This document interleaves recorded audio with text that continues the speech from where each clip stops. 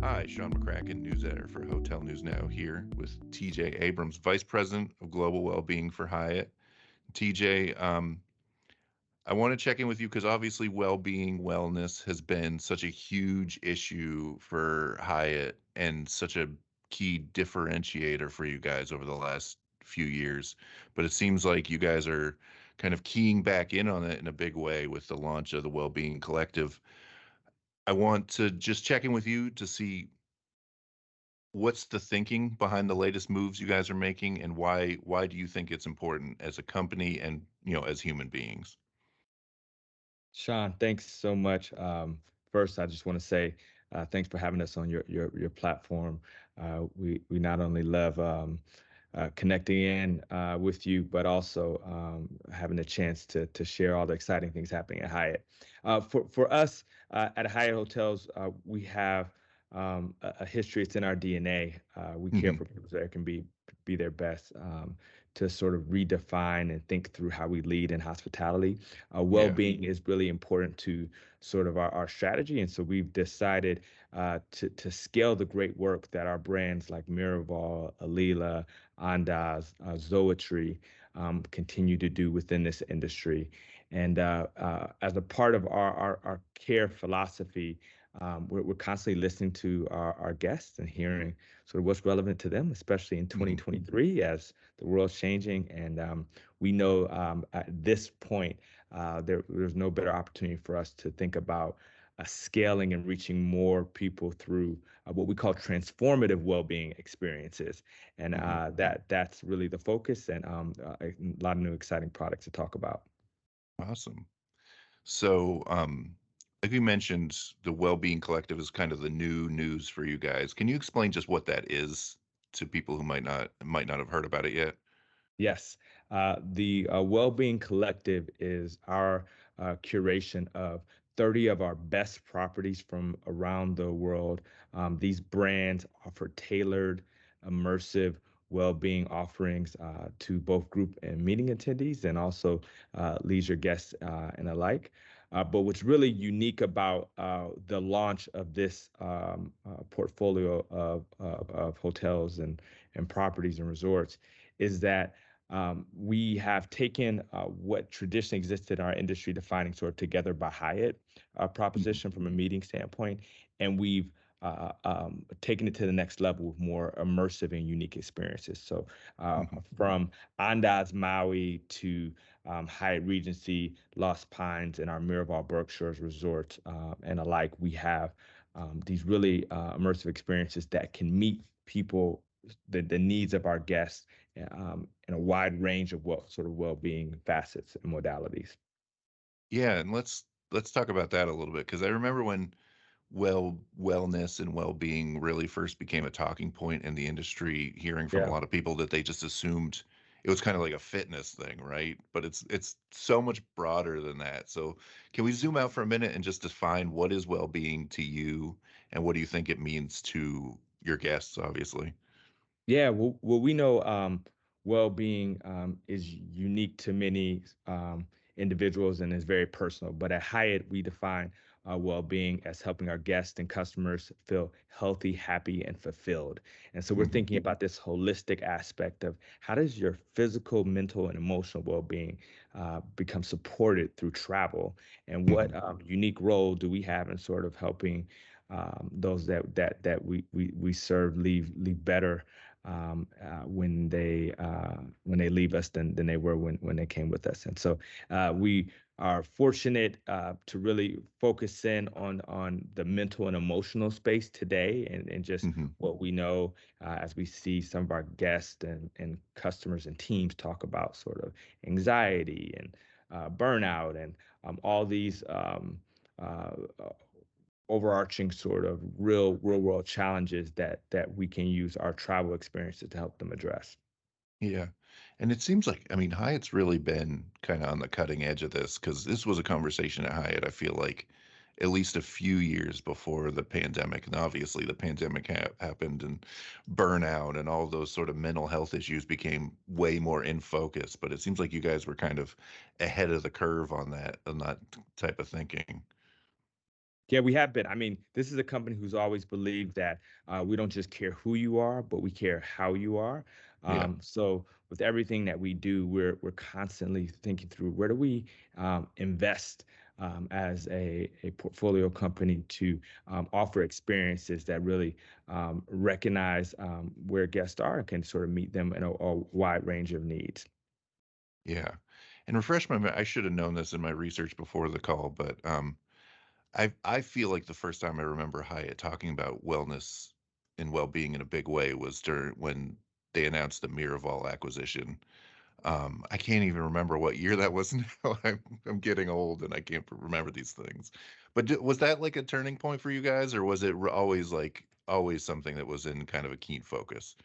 Yeah, Miraval was definitely an important point in our journey. But what I would say is, for many decades, wellness and well-being has been a part of sort of our DNA, Yeah, yeah. as I've talked about. So we've always had really strong products across our different brands, as well as Together by Hyatt moving. Hmm. But we've made some important acquisitions and collaboration. So I would highlight Miraval being one of those. I would highlight our Headspace Hmm. industry leading sort of collaboration in the mental and emotional space being another. The launch of Find. We are the only hospitality company that has an experience platform that's all curated with well-being sort of intent in mind, and that platform has over Yeah. 250 plus experiences. So we've got a history well before COVID of really committing to this being a unique sort of differentiating experience at Hyatt. Yeah. And like I mentioned, I feel like Hyatt was the first hotel company that I remember talking about this in a big way. Because I remember the first time being at it was either like Alice or NYU, one of the big Hmm. conferences, and having all the CEOs on the stage, and obviously Hyatt CEO Mark Hoplamazian was there, and he's the first person I remember like really talking about like we got to take care of people and then take care of our people so they can take care of guests. Like Yeah. it's always been such a core DNA thing for Hyatt as a company. I imagine that this is what you guys are doing is really just an outgrowth of that philosophy. It is, and it's one that extends across all of those that we serve. And so, Yeah. from our guests to our members, I mean, we have industry leading offers for our World of Hyatt members with the guest of honor. Hmm. And so, we care comes through this idea of sort of listening and really showing empathy and action. In our DNA really comes through in what you see from us today and what you should Hmm. expect to continue to see from us as we grow the Wellbeing Collective and grow new well-being products across our different brands we have within our portfolio. Yeah. And you talked a bit about how partnerships have been a big deal for you guys in growing this. I would like to key on that just a little bit because you guys just announced some stuff with, I believe it was Headspace about the Headspace. white Yeah. noise and brown noise stuff. And that's such a like I feel like I've gone years and years and years in the hotel industry and nobody's talked about that, and then all of a sudden it's like a big deal. So I just want to know what you guys is thinking on that, is how what kind of feedback you've got from guests on like, we need white noise or we need this to kind of create a room ambience. So how did that come to be, and what kind of like feedback have you gotten on it? Yeah, well, first, as I said, everything we do starts with listening to guests, and Hmm. what we know. I just got back from a major industry conference last week, and there's a ton of stimulus, sort of like during the day, Yes. Yes. when you're at these conferences, and you get back to your room, and you need your room literally to be an oasis for you to refuel and refresh for Hmm. whatever the mission may be on the back end. And so the beauty of colored noise is that our bodies are all wired a little bit differently. Yeah. People need different, talk about modalities, but also just like different sort of ways in order to relax and refocus, and sometimes calm sort of the mind from a mental health standpoint.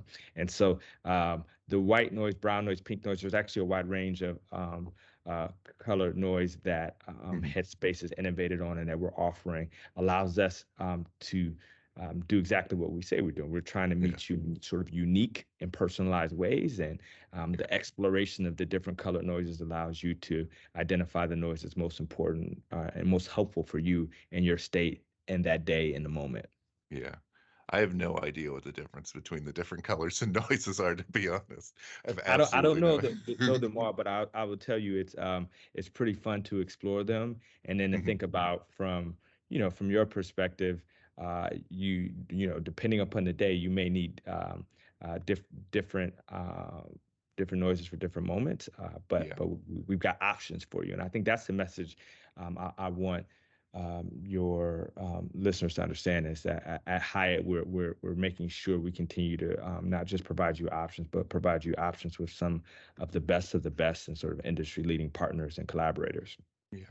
I mean, your example of like being at an industry conference and then needing an oasis is so on point because Yeah. I can think of a million times I was, at a very busy conference on a like Times Square, like have a 12-hour day, and then you get to your room and you hear the cars like honking and just like the noise from outside, and you're like, I need to block this out. Yeah. So, getting back to, everything starts with what you're hearing and what people need. I am curious, like, over the years of you kind of iterating what the Hyatt's well-being approach is, like what have you heard? Is there something that you guys were doing that you kind of took corrections from guests or owners or operators on, like maybe we should be doing this instead? I'm just wondering how you guys have kind of incorporated feedback into refining your approach.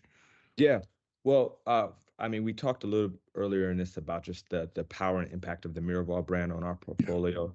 And I would Yeah. say one of the things that we are inspired by with that brand is just the real immersiveness of the experiences and offerings and the impact that this sort of human interaction between a facilitator and a team or a guest can have. And so we have taken that. Um, Desire to deliver sort of immersive experiences across a wide variety of what we call well-being pillars. So we're offering experiences in culture and community, those that give people access to the local and all about a sense of place, people, and food. Using arts, we're teaching people how to play the guitar Mhm. at our Thompson Denver property with a class called Find Your Inner Rocker, and in Miraval, one of our top courses at Miraval Tucson is actually a mental and emotional sort of music course that allows you to manifest and drive intention and sort of your life through music. So arts, restorative and rejuvenation experiences, which from a nature standpoint to sort of mind body flow has been important to us. And then finally, the last pillar of sort of well being that we've invested in is this pillar we call sort of exploration. It's all about growth and discovery through learning. And Mhm. I've seen over the last couple of years people pick up real habits and new hobbies that really help to drive fulfillment in their lives. And Mhm. we're fortunate through uh, many of our brands who have very specific sort of tailored offerings to be able to expose our guests to different experiences. And I'll say, at Miraval, we're doing Forge a Fire experiences and teach people how to light a fire without matches, Mhm. and using century old techniques to do that, but like Yeah. getting teams to come together to do it. At Hyatt Regency in Austin, right, we are connecting people with the symbolic Longhorn and really driving culture. And we have a Legends of the Lasso experience that takes when you're there on that property, gets into sort of the legend of the lasso and teaches them with professional instruction on how to rope and build new lasso skills on their approach. So Mhm. just a wide range of, I mean, I love to talk about the different experiences Yeah. that we've been building and coming in and out, but a wide range of things, all stemming from Miraval and this immersive experience driven approach. Yeah, that's super interesting. I actually Just on a personal note, and I just this is a dumb little anecdote, but I find it like delightful that the idea of creating a fire without matches is now like a luxury resort experience. And I get why Mhm. people would want to like live that and like feel connected with nature. But as somebody whose father, like as a child, would take me camping in like the Allegheny National He taught Forest, you how and to then do it. he taught me how to do it. It's like this was not a luxurious experience for me. But it's Well, funny that in the context changes everything, right? it's the context, and what's interesting is you remember who taught you how to do it, right? Exactly, And yes. It's a so formative experience for sure. yeah, and so in the same vein, like our guests who do that and do it with their teams, like remember learning that experience. Of course, we have some of the world's best sort of nature and settings Mhm. to do it in, Yeah, which helps to make the experience even that more memorable. But there's real fulfillment that comes from learning things like that, and if you already know how to forge a fire, we've got many more other experiences that yeah. you can dive into that'll leave you just as excited. I imagine the rest of that stay would include, like, running water and stuff, which I did not have during Yeah, those yeah, trips. definitely the best of the best running water. Yeah, best of the both worlds. All right. So I'm just curious though, this intersection of experience and well-being is really interesting to me. But I am curious as somebody who lives in this world and it's translating well-being to, various different communities. What are like kind of the misunderstandings of the or misnomers of what you're doing or what well-being means to Hyatt? Like, is it like we were saying before? Like, is it just people think that it's just about like being healthy and eating healthy and working out, or is there other kind of ways that people are misunderstanding what you're trying to accomplish? We haven't run into many issues where guests don't understand offering because Yeah. many of our brands have clear propositions, right, and clear Yeah. offerings that they when they invite people into the property. But I'll say just as a leader, right, and disruptor, I like to say sometimes well-being is not always well understood because Yeah. it means it's so personal, it's dynamic, right, and it's ever changing from a cultural standpoint. Hmm. But we have a clear point of view at Hyatt, which is healthy.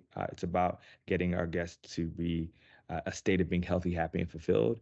And the work that we're doing is all about this holistic well-being with intent, right? So Hmm. where's the intentionality in the type of experience that we're providing at each of our brands and properties, and how do we meet you where you are in the spirit of not caring not just who you are but how you are. So those are the things that Yeah. come together and how we try to address it. But I will say it's pretty. It is a broad um, uh, um, category and Hmm. opportunity for us to sort of meet people, which is required in order for you to meet people uniquely. Because if not, you end up only serving a certain segment of the population. And Yeah. with our portfolio, we have something for everyone, and we invite all in and invite all in into sort of a well-being lifestyle through the Hyatt portfolio. Yeah. Well, I guess that's part of what I'm wondering too, is when you guys have kind of scaled the offering with this stuff, like, do you feel like maybe like from the investment side, or do you think the owners understand what you're trying to do? Like, do you think that there's an understanding on that side as much as on the consumer side? Yeah, I think I mean I've been as the leader of this business really encouraged by the energy and passion of our owners in investing in this. What you see is there's first of all a lot of pride in being part of a company that really cares for their guests Hmm. and is investing in capability at the corporate level to support our owners and pulling it together and bring and delivering that sort of experience for offers. But also, as you can imagine, owners care about products which allow them to deliver great experiences within their sort of business framework. And Yeah. They want to I make think that, money ultimately. Yeah. yeah, and I think that there's value in the strength of our World of Hyatt program, Hmm. which owners care about significantly, is the loyalty program and how we're supporting their business with really strong member enrollments and member stays, and so programs like Find And as I said, the guest of honor program continues sort of to strengthen uh, why our World of Hyatt program is an award-winning, leadership loyalty program, and that matters to our owners. Mhm. Now, getting back to something you were just saying a little bit ago about, there being something in terms of well-being for everybody. I do want to ask you, like, when you think about well-being or who's like the kind of well-being focused traveler, like, is there certain demographics you guys key in on, or is it just more about meeting everybody where they're at and finding out what matters to every kind of traveler within the Hyatt ecosystem? Yeah, we are designing well-being offerings for every traveler Hmm. that stays with us. So whether you are at a Hyatt House or Hyatt Place, a Hyatt Regency to an Andaz or a Miraval, we have a broad range of well-being offerings. We know at the top end from a rate standpoint that those guests typically from a lifestyle standpoint require and need a different level of Hmm. offerings, sometimes broad and uh, uh, exposure and global nature of sort of experience and offering, and then others need very straightforward sort of culinary of support from a fueling standpoint to drive sort of body mind connection and the reset that's critical for you to be successful in whatever your journey may be. So Hmm. we're touching it in different ways, but all our brands have a well-being proposition, and that allows us to be inclusive for all of our guests. Hmm. So the one last thing I really wanted to touch on with you is obviously, like I mentioned, the first time I was hearing about well-being talk from your CEO, like a big focus on that was it's not just an external thing, it's an internal thing. You got to take care of our people so they can take care of our guests. I just wonder how do you take what you're doing and kind of turn the lens inside to make sure that you guys are doing that, and like what do you guys learn and refine approaches to, like, the mental health stuff or anything else that you try and translate to guests, like also to employees within Hyatt? Without a doubt, I'm glad you brought that together. We believe from an inside out standpoint that it's so important that we care for our colleagues so that our colleagues can care for our guests in the right way. Hmm. I'm fortunate to chair our well-being steering committee with my colleague on the talent side and the HR side, who's really focused in on our people and our colleagues and making sure that we have industry best programs. Throughout, there are many offerings we have from mental health sort of tools and resources unique to sort of our colleagues in partnership with Healthy Minds Innovation, a partner that we have. Our Headspace proposition is available to all of our colleagues Hmm. globally. But one of the things that I think is really interesting about where we are today is that with the experiences that we're delivering, in many cases, we're actually seeing our colleagues actually contribute and facilitate some of these experiences. So they're Yeah. able to bring their own unique stories, their experiences with, their families growing up into the actual hotel and brand experience. And there's so much fulfillment from us as a company, seeing our colleagues actually being able to bring a different side of their full selves to our properties and brands, and the guests feel it. It makes a difference Hmm. when it's actually a colleague actually facilitating some of these experiences. So I like sort of the ways that we've been able to integrate well-being into sort of all facets of how we operate with our colleagues. Yeah, I mean, just as a somebody who travels for work and pleasure occasionally, like you can tell the difference when you walk into a hotel and there's somebody who wants to be there versus somebody who doesn't want to be there. It's Yeah. not hard to pick up on that. And someone who cares about you is really checking in on you too, right? Yeah, Not only yeah. how you are in the moment, but how you are during the stay and the experience. Hmm. All right, this is your chance to get the final word, and any final words of wisdom, TJ? No, I just say that we're really thankful to be growing our well-being offering at Hyatt. I hope your listeners will check out our well-being collective Hmm. with many more properties and brands to come in 2024. Expect new collaborations and partnerships like Headspace, and also encourage you to check out our World of Hyatt program, Find in particular, that experience platform has some really awesome experiences that can be meet not only travelers, but also teams and groups while they're staying with us. Well, I really appreciate you taking the time, and you gave me a lot to meditate on, which is a really bad pun, but I will leave on that note. Well, thanks, Thank you, TJ. Sean. Much appreciated.